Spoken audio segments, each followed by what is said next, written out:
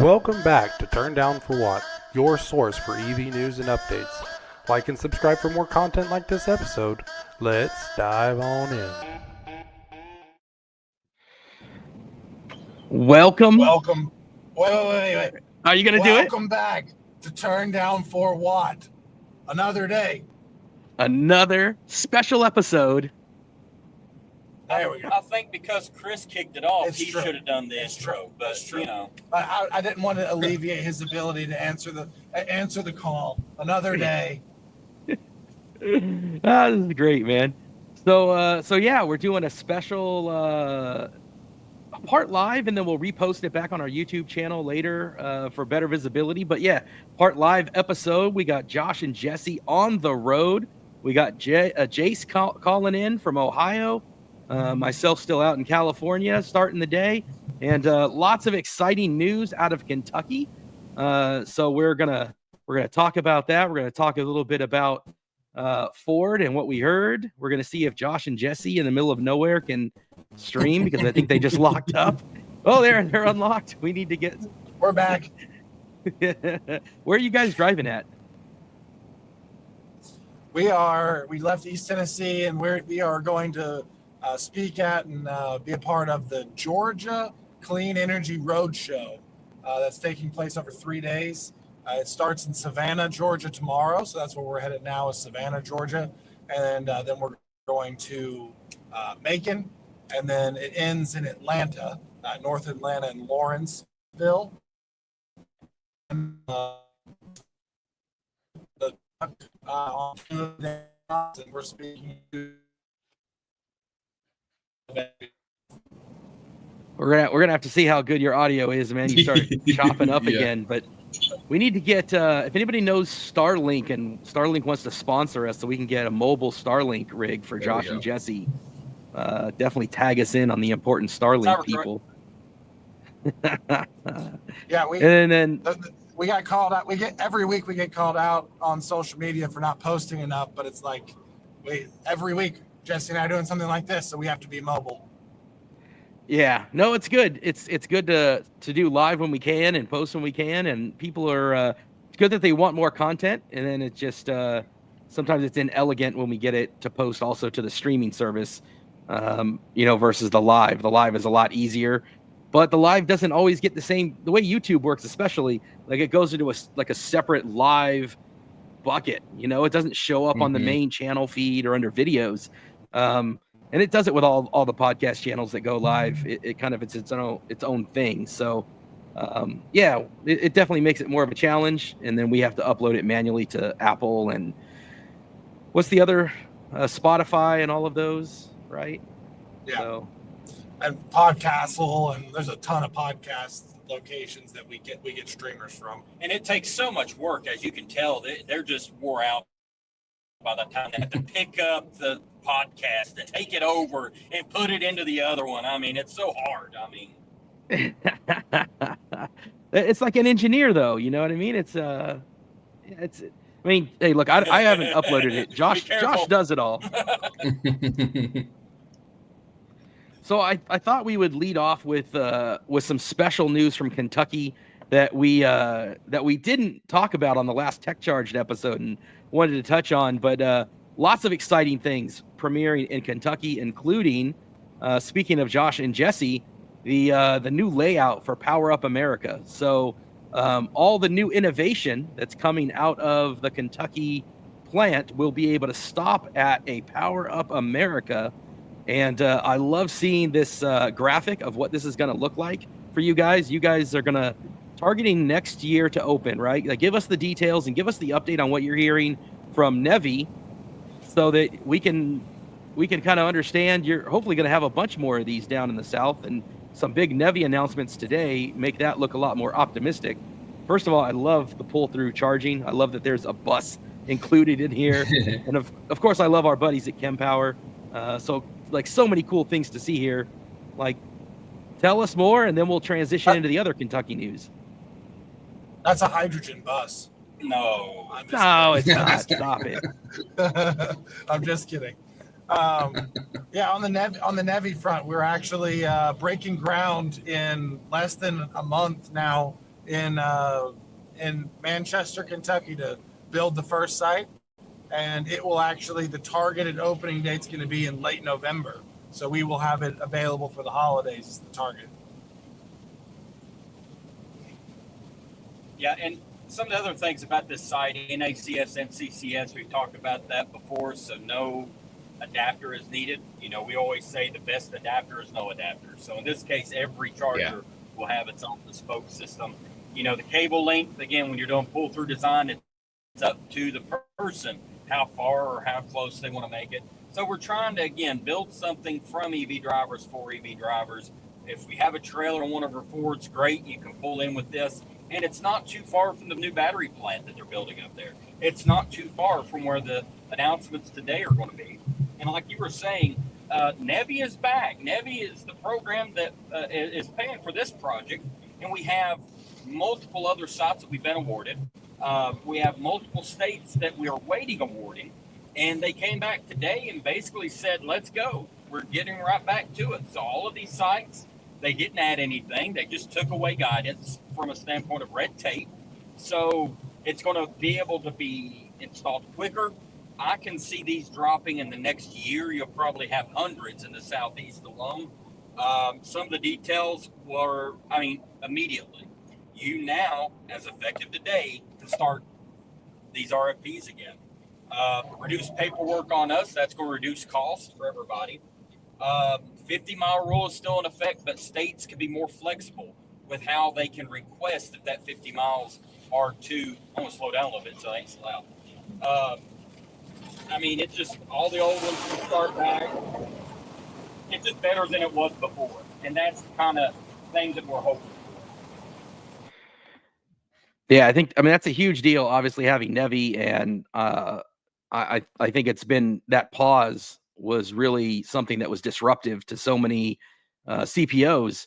So I'm excited to hear that those things are back on track. And hopefully what we're going to start seeing then is a bunch of NACS port new generation Ford vehicles, because that was the other big Kentucky news. Secondary, of course, to Power Up America being in Kentucky. The other huge Kentucky news is the new Ford Universal vehicles. So I am beyond excited to kind of hear the kind of broad kind of stroke plans for this and what this looks like. Jace, you've been the closest to this. You've been talking about this for a little bit, kind of correcting some misinformation online a little. Like, talk about what your thoughts were as you were watching it. Yeah. What a fun, exciting day. Kind of, I think exactly went to planned as far as what we sort of expected. Like you said, there was sort of some, I don't want to say misinformation, but there were some, we heard a lot of claims, right? Like we were going to say, we were going to hear or see T3 for the first time, and the T3 is the mid-size truck, and that we're going to see a Maverick EV. We saw all sorts of things, right? So, it was fun to see all the speculation. But I think if you really followed Ford close and you have listened to the earnings calls and you've seen where we are with the plants being built, battery plants being built, you knew, at least in typical Ford way, sure to see the vehicles today. We just weren't quite there yet. Like, the plants literally are not finished yet. The battery plant is not finished yet as well. So I think Ford doesn't really show a vehicle 2 years in advance and then release it. They really show it pretty quickly right before it's available for sale. So cool that we did kind of see some teasers. I thought that was really cool that we got to see the workers in the plant that got to see it. And I just think from an overall standpoint, one thing I knew was coming was manufacturing. I think everybody knew that, right? Manufacturing improvements were coming, probably castings. We've talked about this on the podcast, those sorts of things. But what I didn't put together too was the overall product of using the manufacturing folks and putting them in is the conversation as well, bringing them to the table, if you will, and building the product around how you build it physically as a company as well. Not just to save money, but to literally save your labor, right? And I think that was really fascinating. That was something I didn't necessarily see coming. So really, really exciting. Like we said, Ford Ford Universal EV platform, and we saw a few graphics today that maybe up to we've heard I think up to 8 vehicles, right? Possible. Yep, that's super fun. I think that gives you a really good clue as to kind of what's coming on this platform. I think without seeing the products, we saw the idea, and we're seeing the product that's going to build the product. Yeah, I know for me, it's going to be, I'm not going to have a lot of interest in a mid-sized truck just because I'm not a mid-sized guy, but there's going to be a ton of people that are. I think as it kind of cycled through, the one that's going to be most interesting for me is going to be the more of an SUV style thing. I'm going to have to put it up against what R2 looks like, and with those price and 30,000 is certainly looks like it's below what R2 will launch at, but now you got to compare all the other specs. My wife for sure is going to be interested more in that. Well, and you mentioned specs, and I think that's an interesting kind of conversation. We weren't really sure what direction Ford was going to go, right?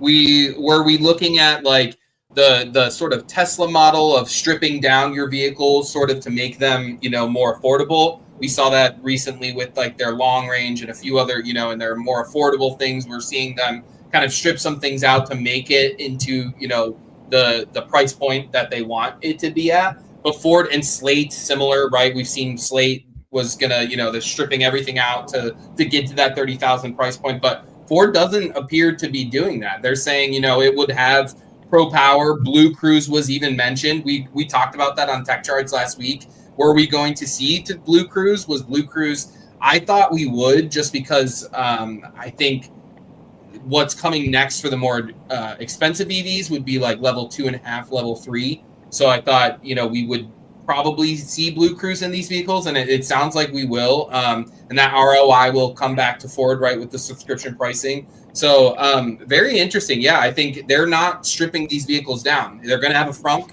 They're going to have all these things that EV should have. This is not an Equinox, right? Like, we have who knows if that's coming to the SUV, but I think it's a good tease that the mid-size pickup will have a frunk and a bed, and Pro Power and all these things.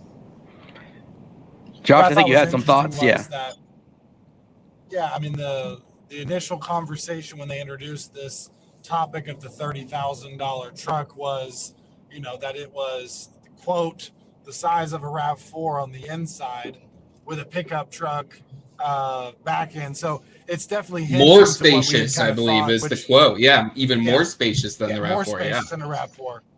But that's where, you've seen that they're going to introduce this electric mid-size. That's how they're targeting the efficiency. But, they were talking about the streamlining. They were talking about the fact that a lot of these products are going to be made in the United States, or the battery is going to be sourced here. And imported, which is interesting. Or exported, excuse me. Yeah, like they'll build it here and they will export it, which I thought was huge news, that we're going to be building, next gen EVs here in America and exporting them, as opposed to kind of what they do now with, JVs and all sorts of things, over in Europe. We don't really build, stuff here for Europe. So that's exciting. But similar to what the GM did with their Ultium platform, they've built all of their EVs around the Ultium platform. This is Ford saying, hey, this is our platform. This is going to be what we establish our brand on. But it seems like the technology and the improvements in the system, they're going for lighter weight, smaller, but then the vehicle to be targeted to be more efficient, to then end up being able to get cheaper, because the battery is the most expensive part of these EVs. And so when you're doing the development, having a functional battery that's smaller will give you the ability to be cheaper. But if they, we got commented, somebody on X was saying, well, we were promised a $39,000 Lightning, and here we are. But if they can actually, what Jim was saying was fundamentally this is going to be profitable as far as an EV goes. And if they can actually stick to that and release a $30,000 EV that's going to make money for the company and be profitable, it's going to be a very big deal for their national outlay. Well, and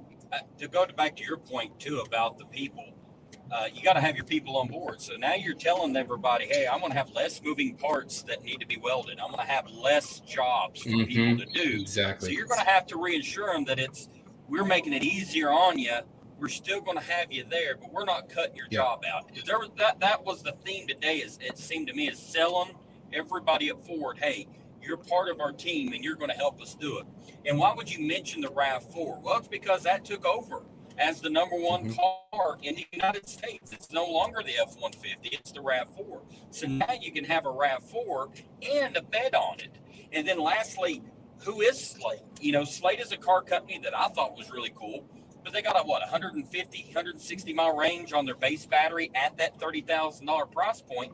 And now here's Ford coming out saying, hey, about the same time, you're going to have this car that's base model, or you can have ours. It's the same thing, except ours is probably going to be a lot better built. And they were very distinct in the fact that they mentioned multiple times that it would not alter the technology features, like you'd mentioned, Jason. It's something that they seem like they're taking pride in actually producing a new era of technology and putting those into these vehicles, which is interesting because, I mean, the upgrade opportunity there is large compared to what some of the other vehicles see, but they're saying that it's going to be loaded with tech at 30,000, which would be a game changer. If they can pull it off, then it is a moment that I could point at and say that is probably a new Model T if they can pull it off. I didn't see enough today for me to get excited about it because I wanted to see it. I wanted to look at it because once you see the model ready to go, then you know it's coming. But I guess also if it's going to be a year or two, you also don't want to give your competitors the opportunity to see it because I doubt there's a lot of people that have been able to look at it. So the fact that they're even able to talk about producing that vehicle at that price and making a profit, to me, is a Model T moment because nobody in America today has been able to say they could do that at the quality I believe Ford could put in. GM can't. In scale. Well, there was a lot of interesting things in there, like the fact that they flew out.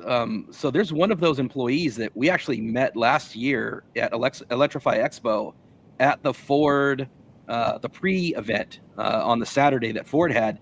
One of those employees in the video was out here at the Greenfield Labs, and there was a screen, not a screenshot really, but a video clip, and they were really clever with the angles. I'm curious if somebody will sift through that video and find any reflections or any other kind of hidden Easter eggs anywhere. I haven't done it yet, but I was going to go through here later and see if I can go through and see and look at the background. I think Ford was pretty cautious about what they showed, but yeah, just a quick few facts on the things that they said. So a quarter of the parts, a half the amount of fasteners, and they completely removed a certain amount of clip. Forgive me, I don't know the exact name of said clip, but all the people in the audience that build the vehicles clap, so you know it must be a pain in the butt for them. And then 2/3 of the welds and 4,000 feet of wires removed. And then I believe there was another quote there too. I was trying to get it exactly. I believe they said they can use a battery of 1/3 the size or 1/3 less of the size. Is that correct? So not 1/3 of it. So basically 2/3 of the size of the current battery is what I got from that. Is that correct? Yeah. And that's where I'm curious about some with getting the same range as the current Gen EVs. Does that mean it's going to be 48 volt? Yeah. So with the wiring being removed, that sounds awfully like that. Yes. There's a lot of things implied and a lot of conjecture, a lot of speculation. And then there were some things that were specific and some things that were, I think, left to the imagination. I think that I would love to hear specifically, is it 48 volts? It seems like that would make sense. It seems like we've talked before about they're going to have this almost like hybrid zonal architecture, but this sounded very zonal architecture. I agree. And Doug said at one point, like zonal architecture. I mean, I was like, they're still calling it that. Now I still think the main brain will be controlled by Ford in that zonal architecture, and perhaps all of the associated modules will be their third-party partnerships, because that seemed to be. But to remove 4K feet of wiring too, and I'm sure that comes with less harnessing, and so there's got to be less modules. There's just no way that they could do that and remove that much. Are we going to do 800 volts? Very curious to find out. They have to do 800. They have to do 800. It more expensive though, right? They got to. So I'm super curious about those details. Obviously, the other huge piece too. Sorry to interrupt you, Chris. The other huge piece we haven't mentioned yet was the unicastings. I think that was like the again, sort of like what you said though, Chris. some left up to imagination, yet some very detailed specs too. Like it's brand new machinery. Essentially, they said at one point that will be building these unicastings, state of the art, things that have not been done anywhere in the world. Was set at a few different points in car manufacturing. That tells me maybe even a step ahead of what we've seen from Tesla. That I didn't really necessarily expect that. I thought Tesla level, but they're claiming, kind of even a jump ahead of that, even maybe a jump ahead of China based on, kind of what the words they use. So very fascinating. Yeah, I'm curious what that looks like. It was, go ahead, Josh. I think it's an important conversation because as a nation, especially with the politics of EVs that have taken place, we have talked about it a bunch on the podcast, but China needs to be looked at. And they talked about it. Like China has taken over this industry and they were talking about how we're not going to compete with China by doing cheaper labor because that just doesn't exist, but they're going to beat China by doing better infrastructure and better some of these other points that they brought up. But looking at some of the points that they're addressing with the streamlined manufacturing lines, with the modular manufacturing setup that they had kind of referenced, and some of the other features such as the batteries with none of the rare earth metals and some of those things allows us to source our own batteries here, which is something that I might be ignorant, but is there any other vehicle in the United States made with U.S. sourced batteries? Tesla has yes, but not prismatic LFP cells.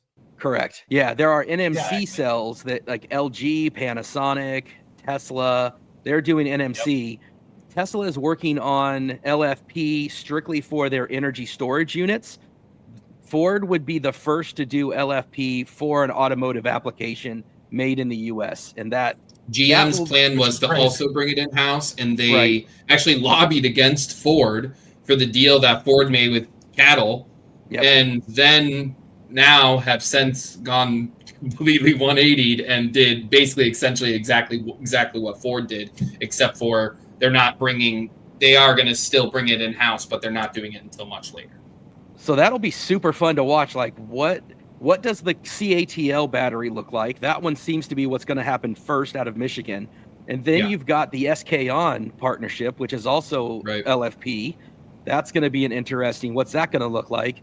Then you've got, they're focused on the Kentucky plant and kind of retooling that. And there is definitely a prototype because they said in the video that they have shown that truck and people got to see it and they got to see the harnesses and they got to see. So I'm curious how long before we see one of those mules leaked on a photo with camouflage. They could, they could have shown it today and they just didn't because they wanted everybody to be in suspense. And they're all turds for that, but that's okay. No, hey, look, here's my thing is I missed, and I think obviously we're all here on the podcast and none of us are in Kentucky. So I missed my invite in the mail for this one. So I am happy. It looked like there was only like 100 people there, period. Right, it looked like a very small group on that which is, I think that's why that all kind of makes sense, right? That there's going to be a product reveal, right? And that's the one I want to be. Who's to say exactly? I agree, but who's to say that product reveal won't be multiple products? Maybe that's why they're holding back as well. Maybe this truck is ready, but they also want to show the other. And again, Ford's MO is not really to show a vehicle 2 years before it goes on sale. That's just not really what they do. Interesting.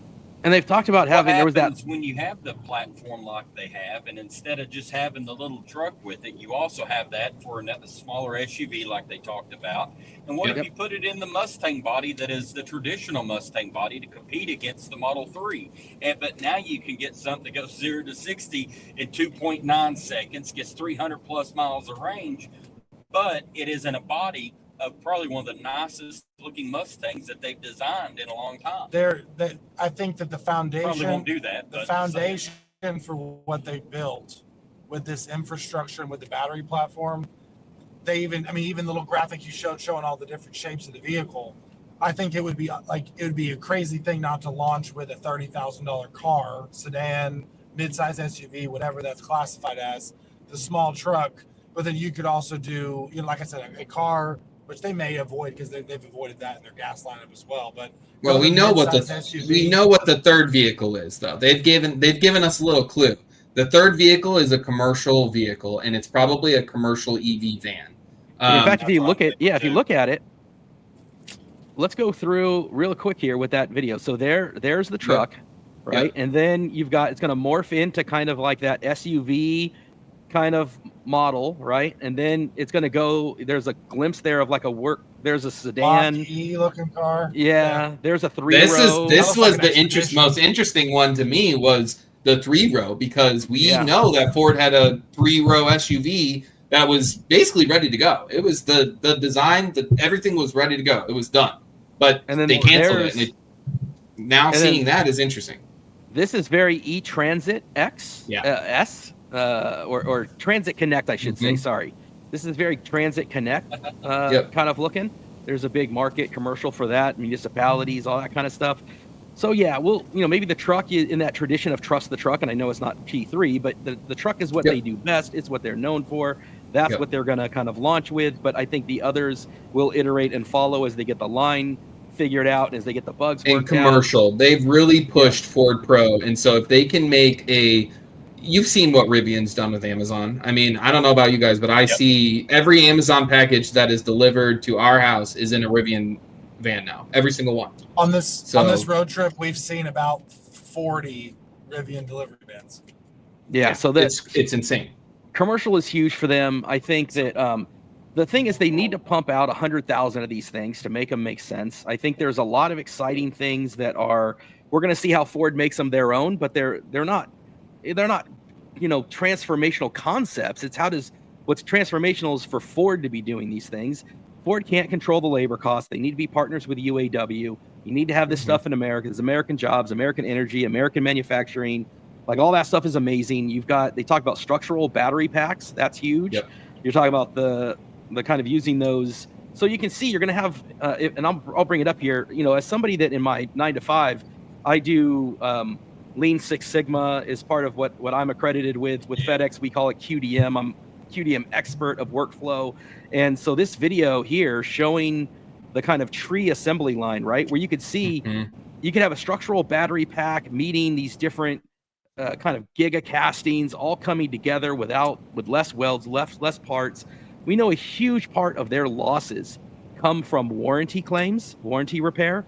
And so if there's less components, less parts, less failure opportunities, that's less warranty claims. There's so much that's exciting about this. A huge quote was that from, I believe it was Doug that said it, or Alan, one of the two said it, that on the manufacturing line, it's very common to put seats. Well, it's what's done. You put a seat through the door, and you put the instrument panel through the door. Yes. And basically Doug said, I believe, if this all pays off, you will never see an IP or a seat go through the door on an assembly line again. It's completely, and it's not, I shouldn't even say assembly line, because that's not even really what it will be either. They've kind of blown that idea up, which is funny because that was Ford's idea, right, back in the day. So now we've completely just found something new. It's fascinating. It's really, really cool. He did the whole Tesla quote of the best part is no part. So that stuff is all stuff that's going the right in the tradition of Tesla in China with the castings, the structural battery packs. And remember, these people are Tesla, former Tesla employees. Alan Clark and Doug Field. Yeah, exactly. They are. Yep. I tweeted it a little bit ago. Ford hasn't shown it in a little bit. It's been a while, but we saw why Ford has the dream team of EVs today, because they are truly like the experts at making this happen and making it a profitable and affordable for the consumer. Yeah, and Mark points out, and this is something that what I'll say is if they can actually deliver. No, go ahead, Josh. Yeah. Go ahead, Chris. I'll say if they actually can deliver a $30,000 EV to the market, it's going to lead to the north of $100,000 in sales, because the Model Y has done so well. Partially, it's good tech, but it's because it's so affordable, and it's what the market has lacked so heavily in the United States is an EV under 50,000 even. But if they can deliver a good, reliable EV at 30,000, they will sell more than 100,000 of those a year. And so something Mark was talking about, it was that the Maverick and the Bronco Sport and the Escape, Lincoln Corsair, those are all built on a similar platform. The Mach-E on kind of a modified platform. What a lot of those share in common is they're all built in Mexico. And here's a situation where we're insourcing all of those jobs. And so conceptually, a lot of this stuff individually is not unheard of. Like the shared platform, like Mark is saying, that's not unheard of. But those are built in the old way too. You have to remember. Correct. So they're not. You can't necessarily compare them. I mean, we can, but this is totally, hopefully at least, going to be the next breakthrough, right? Yeah, we're building in a totally different fashion. And remember, kind of what I said earlier, bringing in the people who build the product with that as well, not just doing it the old like that. All those platforms are great with the and Bronco Sport and Escape and Lincoln Corsair, but they aren't really optimized to their optimal way that they could be with a platform that's now coming like they have. And VW and GM, they all have shared. They have shared Right. models with shared platforms. So the platform sharing isn't revolutionary, but to do it the way they're going to do it with the new manufacturing line, with the new workflow, to do it with the batteries being produced in America, that's going to be their big differentiator. Is that you can't? And Jim talked about this. Instead of outsourcing the labor to cheaper markets like Mexico, like Korea, like these other places, China, we're going to bring them all to America. He really hammered home on the U.S. jobs, which I think is so smart and so important. And so it's the combination of all this, the zonal architecture, the software, what's it called? Software defined vehicles, all these things all together as a full package, right? As a full ecosystem, which is a lot of what he saw in China too, and the way that they'll communicate with each other. All exciting. The 30,000 thing, I think I might feel differently about this than Jace, because, and maybe I heard you wrong, Jace, but I don't think the base 30,000 is going to include everything. And I think there's a couple reasons I don't think that. So it's tough to say though, because Ford really is going towards the subscription model, like we saw with Mach-E. So it depends. I think they will go that way and saying it's on the truck. Now, is it in, the hardware is there, but you have to pay for it to get it, right? So there's two sort of different conversations there. Yeah, I think for Blue Cruise, that's true. I think the interesting conversation is going to be things like, so the battery pack, for example, is the one that stood out to me, because on one hand, you mentioned it, they're going to have a 2/3 size battery pack. Right. I think that will be the first one on offer, maybe rear wheel drive. They talk about they can move the drivetrain.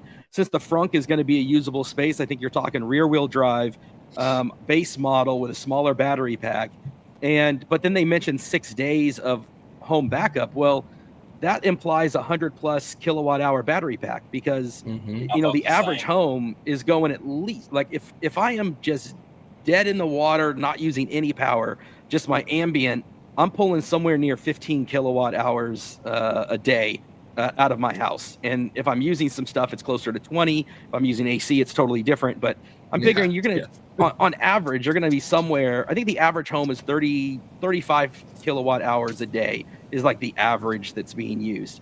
But if you just reduce that to 20, and you say 6 times 20, that's 120 kilowatt hours. So that's not a 2/3 battery size, and that's not going to be a 30,000 spec, even in LFP. Well, so I think it's different too. Like, are we talking truck? And like you said, are we talking what trim are we talking of said truck? And then once we move to midsize SUV, will it have Pro Power at all? Will it even have a frunk at all? I mean, yeah, it's all going to be very interesting to see. Like, the details. But I will say that I was happy overall to hear them mention Blue Cruise, to hear them say that we'll have a frunk. I was like. Yeah, I was like, okay, I'm glad they're trying to Pro Power even being mentioned at all too. I was glad to see that they're trying to keep the best aspects of the Ford, current gen EVs while making it affordable, if that makes sense. So I hope, like, obviously we're not going to see massaging seats or, there's going to be things that we're not going to see. Absolutely. But, again, and they're really pushing the software defined platform software that we have. I believe it said have not seen yet. Correct. So that implies a step beyond Ford digital experience, which is amazing. I don't, if you're out there and listening, if you haven't checked out the Lincoln Nautilus is a good example. Navigator, the Expedition, Explorer. Explorer. I mean, there's tons of vehicles that have this now, and it's excellent.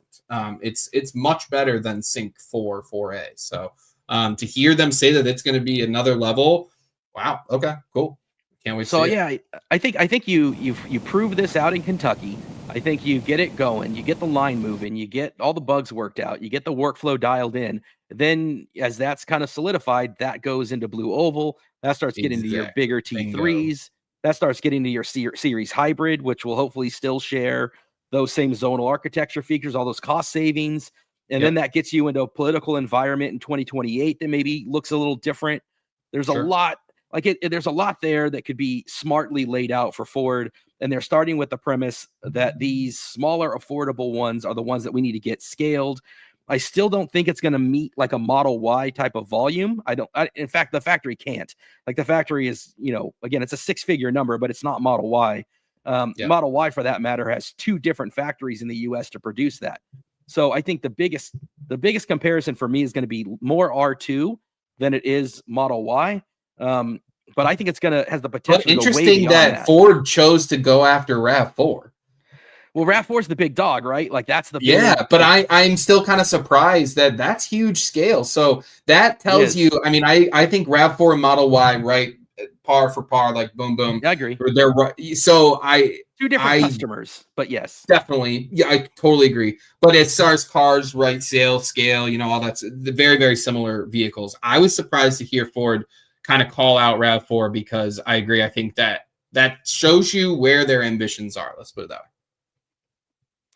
Yeah, and I think it's also it's good to have that type of ambition. It's good, I want them to scale. I want them to do 100,000+ of these things because the other factor, of course, that we haven't touched on is the dealer network, and the dealer network can be an advantage, but it can also really kill you with that MSRP because it works both ways. Like people have talked about, they promised a 40,000 XYZ.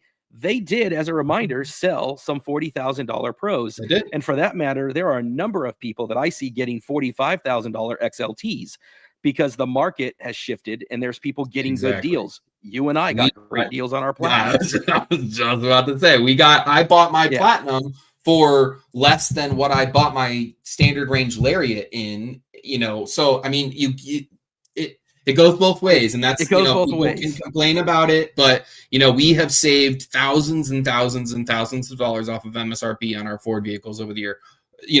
Upwards of like $30,000. Almost maybe times 2 if you put both of our vehicles together. So I mean, it goes both ways, but yeah. Well, and then the other thing here is if you can make a $30,000 truck at this size and make money, you'll be able to make a $59,000 larger truck that's double the size and make money. Because in this part, I feel like it would scale very easily at that point. And then think about this: if say Cybertruck came out and it was the 2-wheel drive with the smaller everything to begin with, that cheaper entry level, say $50,000 or $49,000 instead of what we got at 80 to 120 first, how many more of those trucks would we see on the road today instead of what we do see? So maybe having that offering and saying, hey, this is exciting for me because we're going to see what our next full-size truck is going to look like before it's released. And I can't wait to see what they can come up with. And the other important thing for me is, we lose the tax credit in a month. Mm-hmm. Yeah. And the affordability of all the current EVs is going to suffer even further now. And so the fact that they could potentially release these EVs that you could buy without the incentive and they're competitive to gas helps promote the next phase of the evolution of EVs, because the $100,000 EV is never going to be 100,000 sold in a year. It's a niche market. Yes, there's we see how Maverick sells. Bronco Sport, awesome. Yep. But that's where if they can make a 30,000 with no incentive, that's the next phase of the evolution of electric vehicles. And good charging, which we now have again today, where we can start back offering good charging opportunities across the United States. And they said they did mention charging. Do you remember? It was very quick, but they said something about like fast charging. It was like a weird quote though. It's like fast charging. Just said that. never seen before or something like that. And I was like, huh? I didn't really understand that. But something like that.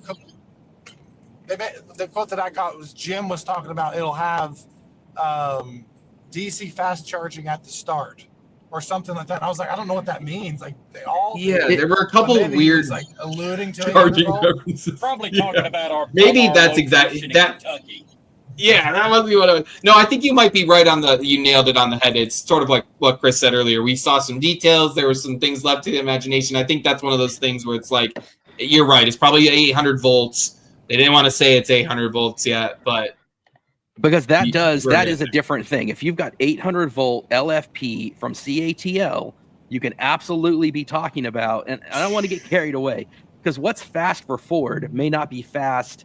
There's the part of my brain that's like, okay, you've been to China, you know what CATL can do, but are you talking China Drove fast? A lot of Chinese vehicles here, you know. Because and what we have to match it with our infrastructure here too, right? And you have to make it profitable. So there's a lot of ways to, a lot of levers to pull there, and which do they decide to pull I agree with you, Chris, because you could get away with 250 probably, right? As long as the curve is good.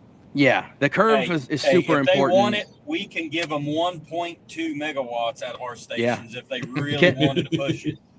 Kempower, Alpatronic, Tesla, eventually, they're all going to have these megawatt chargers. They're all going to have 800 volt.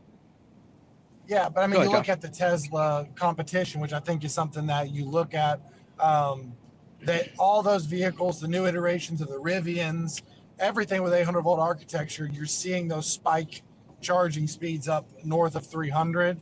And you can't release the future of EVs, the next iteration, without having that consideration, in my opinion.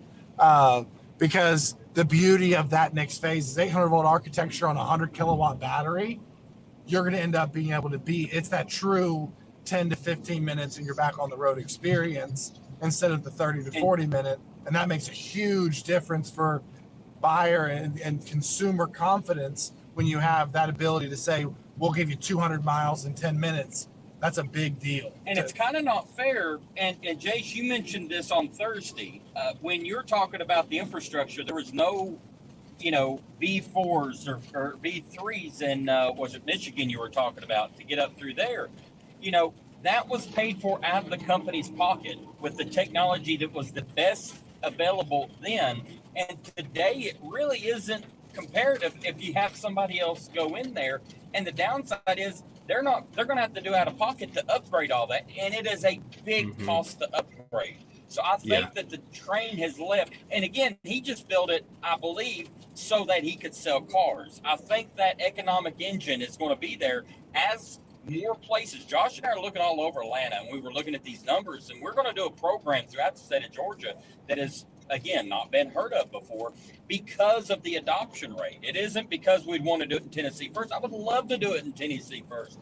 We just don't have that many cars in comparison. So we're going to be able to go with 400 kilowatt, boom, instantly.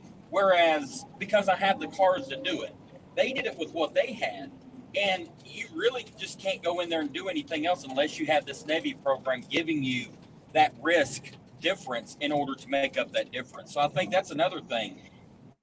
Is there going to be megawatt charging? Only if you have cars that will charge at megawatt rates. Yeah. And if it's just Ford, it's going to be another 5 to 10 years before everybody adopts it. But I do feel like whatever Ford does, you're probably going to have Chevy right on their heels to do it. Well, Chevy's already got the 800 volts.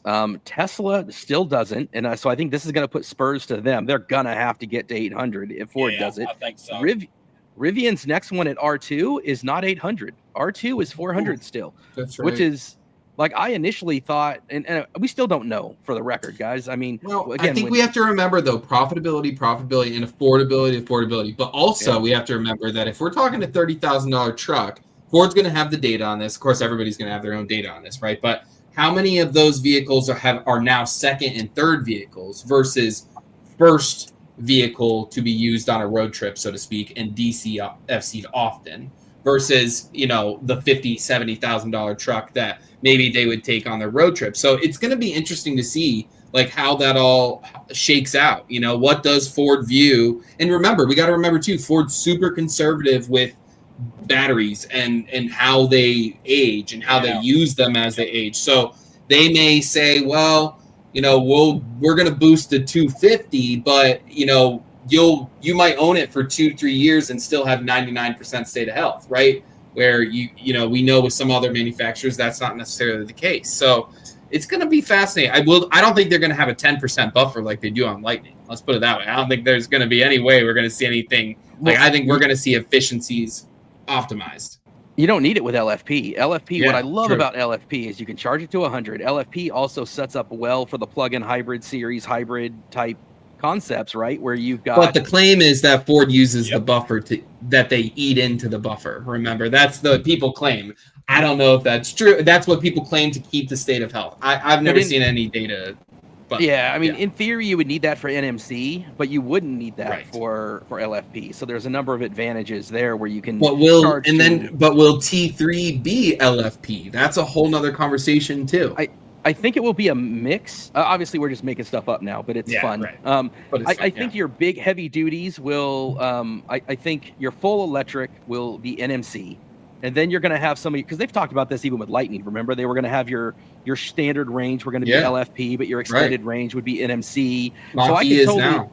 Yeah, I could totally see like your Mach-E's, your standard range, commercial T3s being LFP, and then your more industrial higher trim being NMC, and then your series hybrid being LFP as well, because they're again different use cases, and then the overall platform skateboard being shared and the zonal architecture being shared and all that kind of good stuff, and all the software obviously being. And that's the interesting part. So will T3 probably can't and won't use this platform, right? So no, it would have to be. Are we going to see, are we going to see like a similar skate, bigger version, or is Ford going to go with more of an off-road oriented, thing? I don't know. It's going to be fascinating to see. I'm imagining it's going to be larger, more heavy duty, because you've got to fit. I think you got to fit your multiple drivetrains, right? They're going to make. That's true too. Where does EREV play the? You're going to have EREV battery electric. You're going to have diesel. What I'm curious is how they incorporate the Ford experience, and even can you zonal? I don't know this, but can you zonal architect a diesel?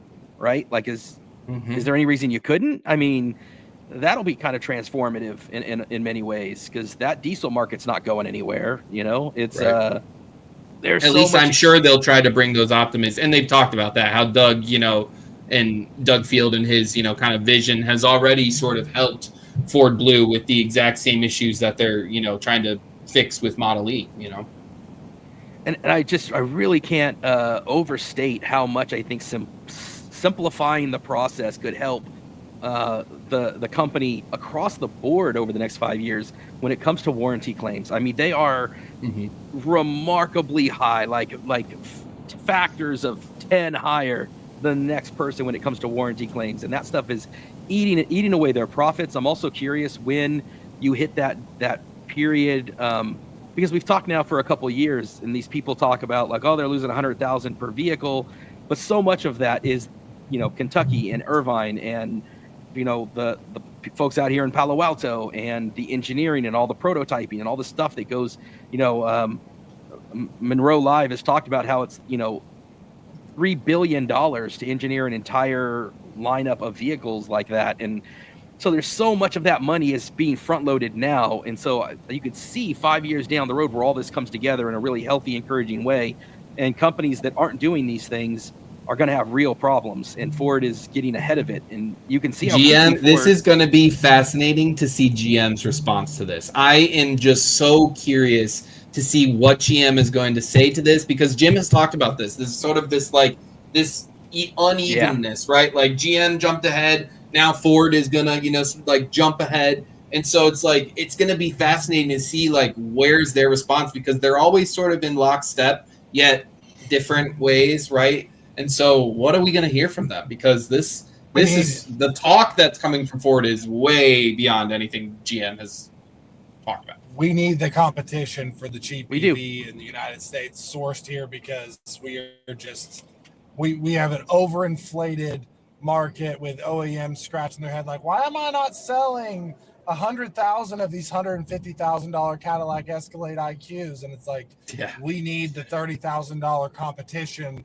Get 5 or 6 players of U.S. OEMs making great products, giving consumer choices, because that's what pushes the market and the industry forward as a whole. And the more you sell, the better the technology can improve, because you have more funding dollars, and it's a catalyst to help promote the future of the industry, rather than sit here and compete your way to the highest, most expensive, fanciest, flashiest EV that will never sell. I will say that the very first truck that they make here in Tennessee at that plant, I will try my best to get my fingers in it no matter what it is. I have children, I can, they'll hopefully by that point they won't be in the house anymore. So I might be able to afford another one, but I can't wait to see what we can actually produce here in Tennessee. Yeah. It's gonna be fascinating. I think this makes Tesla better. I think they're gonna have to step up. You can't just roll out a stripped down Model Y and call it a day, or maybe they focus on Robotaxi and Optimus and they lose. Maybe Rivian. I think it instantly puts them. Well, we'll see, right? Depending on that 400 versus 800. I mean, everything that we've heard, I was just about to say this. So, let's take the Equinox, right? Equinox on sale now. It's going gangbusters, selling really, really well.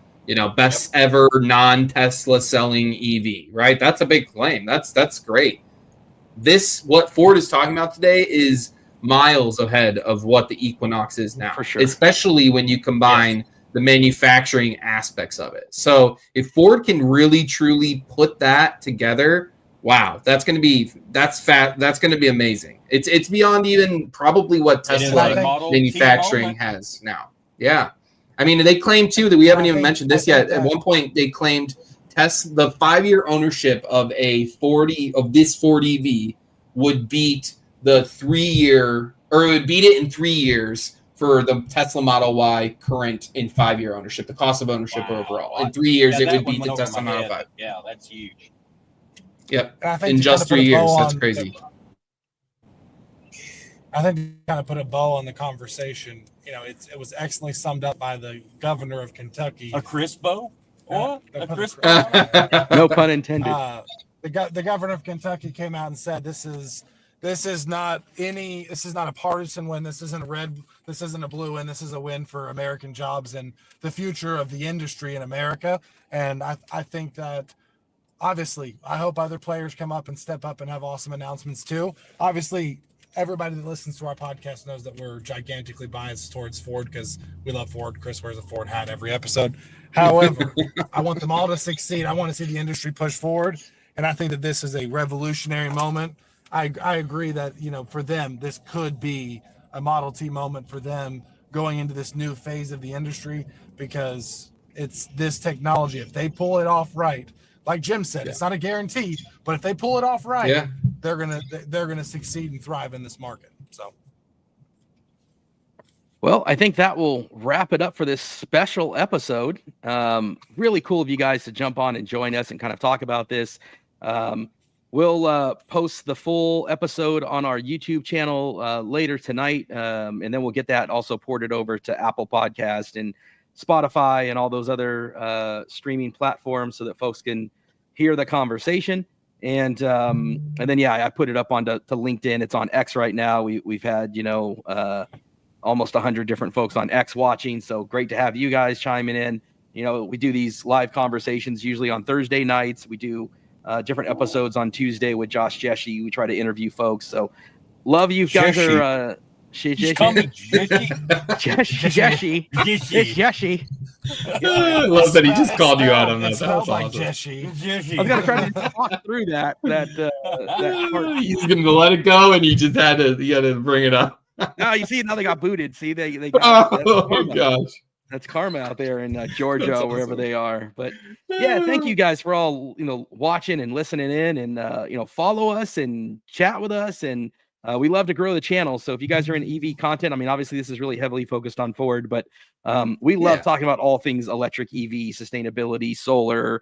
Jace and I both have the the Ego lawnmowers. You've got the awesome riding lawnmower. We still got to do it. We got to do an episode sometime on lawnmower, ego stuff. Just yeah. all the electric tools. I mean, it's changed our life. We just used the cultivator this weekend, and it probably saved us 10 hours of work if we didn't have that thing. So yeah, we got to do an episode on that sometime. It'd be fun. So yeah, thanks everybody for engaging and dropping comments and likes and follow us. We're all on X, and Josh and Jesse. I was gonna say one last comment. Yeah, I had a phone call come in and it dropped my recording line here, but I'm pulling into the station that led us to start Power Up America.